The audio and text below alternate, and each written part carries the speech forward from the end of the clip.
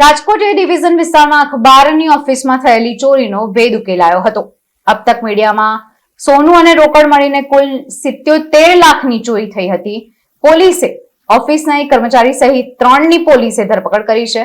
ઓફિસના રસોયા ચોરી અંગે ટીપ આપી હતી. ટીપના આધારે એક શખ્સ ચોરી કરવા માટે પહોંચ્યો હતો. પોલીસે 69 લાખનો મુદ્દામાલ કબજે કર્યો છે.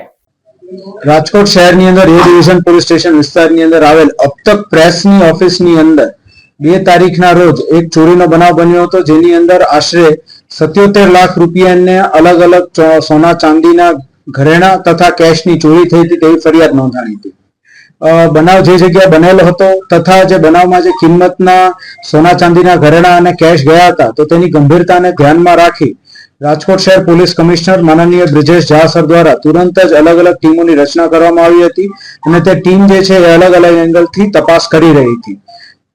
પ્રેસની ઓફિસની અંદર આટલી મોટી સંખ્યામાં સોના ચાંદીના ઘરેણા હોવા બાબતે કોઈ જાણભેદુ હોવાની શંકા જે છે એ ખૂબ જ પ્રબળ હતી. તેના આધારે જે જાણભેદુ કોણ હોઈ શકે છે તો તેના વિશે એક ટીમ વર્ક કરી રહી હતી અને તે ઉપરાંત જે છે જે વ્યક્તિ ચોરી કરવા આવે છે તો એ ચોરી કયા સમયે કરે છે ને ત્યારબાદ કયા કયા વિસ્તારમાં જાય છે અને અગાઉ કયા વિસ્તારમાંથી આવે છે તે બાબતે સીસીટીવી કેમેરા અને અલગ અલગ બીજી ટેકનિકલ ઇન્ટેલિજન્સથી સતત તપાસ શરૂ હતી.